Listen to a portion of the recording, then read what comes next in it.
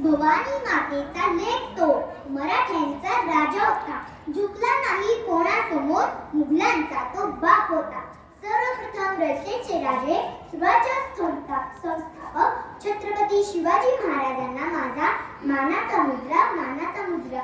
सन्माननीय व्यासपीठावरील मान्यवर, आदरणीय सर्व गुरुजन वर्ग, तसेच माझ्या मैत्रिणींनो, माझे नाव कुमारी दिव्या ओंकार कुलकर्णी आहे. मी आता दुसरी क मध्ये शिकत आहे.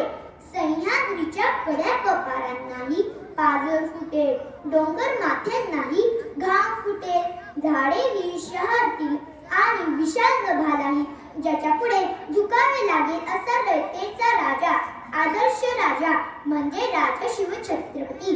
19 फेब्रुवारी 1630 या मंगलदिनी महाराष्ट्रातील पुणे जिल्ह्यातील शिवनेरी किल्ल्यावर माता जिजाऊच्या पोटी एका सिंहाचा जन्म झाला आणि तो सिंह म्हणजे श्रीमंत योगी छत्रपती शिवाजी राजे भोसले होय. त्यांच्या वडिलांचे नाव होते शहाजीराजे भोसले व आईचे नाव होते जिजाबाई असे होते. शिवराय लहानपणापासूनच अत्यंत हुशार व चाणाक्ष बुद्धीचे होते.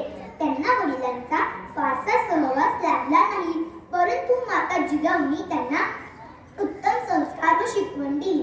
त्यांनी बालवयातच स्वराज्याचे स्वप्न शिवरायांच्या मनात रुजवले. शिवरायांनी त्या दृष्टीने विजयी घोडदौड सुरू केली. त्यांनी तानाजी मालुसरे, बाजीप्रभू देशपांडे, जीवा महाला असे अनेक जीवाला जीव देणारे मावळे तयार केले. त्यांनी मावळ्यांसोबत रायरेश्वराच्या मंदिरात जाऊन स्वराज्य स्थापनेची प्रतिज्ञा केली. प्रतापगडावरील पराक्रम, आग्र्याहून सुटका, शाहिस्तेखानाची फजिती असे अनेक प्रसंग त्यांच्या शौर्य पराक्रम याची महती पटवून देतात. छत्रपती शिवाजी महाराज हे अष्टपैलू सर्व गुण संपन्न असे व्यक्तिमत्व होते. त्यांनी प्रजेवर अन्याय अत्याचार करणाऱ्या शत्रूंचा बंदोबस्त केला. त्यांनी सर्वांना समान न्याय, सर्व धर्म समभाव, स्त्रियांप्रती आदर या न्यायाने वागले. सिंहाची चाल, गरुडाची नजर, स्त्रियांचा आदर, शत्रूंचे मर्दन असेच असावे मावळ्यांचे वर्तन ही छत्रपती शिवरायांची शिकवण. दुर्दैवाने 3 एप्रिल 1680 मध्ये छत्रपती शिवाजी महाराजांनी अखेरचा श्वास घेतला. आज जरी ते आपल्यात नसले तरी त्यांचे कार्य, साहस, विचार नेहमीच आपल्याला प्रेरणा देतात. बोला छत्रपती शिवाजी महाराज की जय.